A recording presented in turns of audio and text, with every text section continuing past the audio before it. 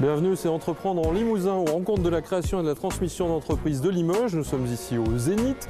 Dans cette émission, de vrais morceaux de reportage avec des portraits de créateurs et de repreneurs d'entreprises et des invités. Entreprendre en Limousin, c'est parti. Béatrice, bonjour, merci de nous avoir rejoints sur ces rencontres de la création. On va dire que vous êtes une récente créatrice d'activités. On va résumer votre parcours. Il y a un peu plus de 20 ans, vous vous lanciez dans la création d'une franchise de magasins bio. Oui. D'un mot, ça s'est passé comment cette aventure de création ? Eh bien, c'était suite à une expérience de terrain, puisque les premiers magasins, mon mari Luc Champy et moi-même, on les a démarrés dans les années 75. Donc voilà, c'est pas d'hier, ça se voit.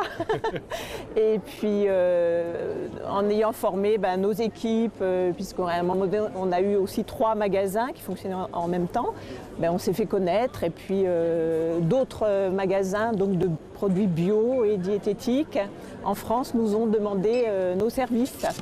Et on a démarré la formation. Ça a pris une tournure donc de franchise. Ensuite, dans les années 2000, on s'est repositionné sur 2 magasins. Et puis, par contre, le virus de la formation était toujours là et l'envie de transmettre. Et c'est comme ça que vous en êtes arrivé à créer cette nouvelle société dédiée à la formation, donc pour ceux qui veulent se lancer dans l'aventure de la création d'un magasin bio. Alors là, on met le doigt sur l'accompagnement pré-création et post-création.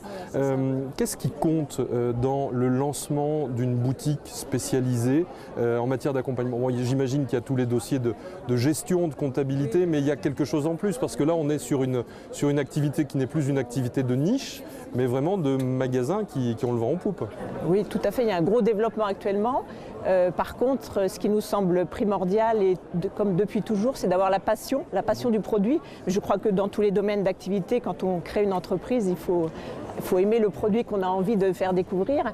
Et puis après, il y a aussi à créer tout ce tissu de gestion, puisque c'est avant tout une entreprise et il faut que ça vive. Que vous demandent principalement les gens chez qui vous intervenez ? Quels sont leurs besoins en matière de formation ? Alors c'est vrai que le public actuellement qui s'intéresse à créer ce type d'entreprise, de magasin, est très hétérogène. Donc les personnes viennent de tous les univers. Est-ce qu'ils ont tous la fibre bio ? Voilà, puisqu'on a vu donc une augmentation de la consommation bio, effectivement. Donc ces personnes-là sont recrutées dans les consommateurs bio avant tout, mais c'est très souvent aussi des néo-consommateurs, donc qui n'ont pas tout le recul et ils ont besoin de ce recul. Alors ils veulent faire vivre leur entreprise et puis ils veulent rentrer vraiment dans le produit, dans cette niche de produits. Ce que j'entends là, c'est qu'il y a au moins autant de techniques que de culture à apporter quand on... La culture produit, c'est clair, qui est très très forte. Pour nous, elle est primordiale. On a vu aussi des exemples d'expériences, de création qui, faute de culture produit, n'ont pas été pérennes. Ça, on l'a vu. Merci Béatrice, on retrouvera vos coordonnées évidemment sur demain.fr.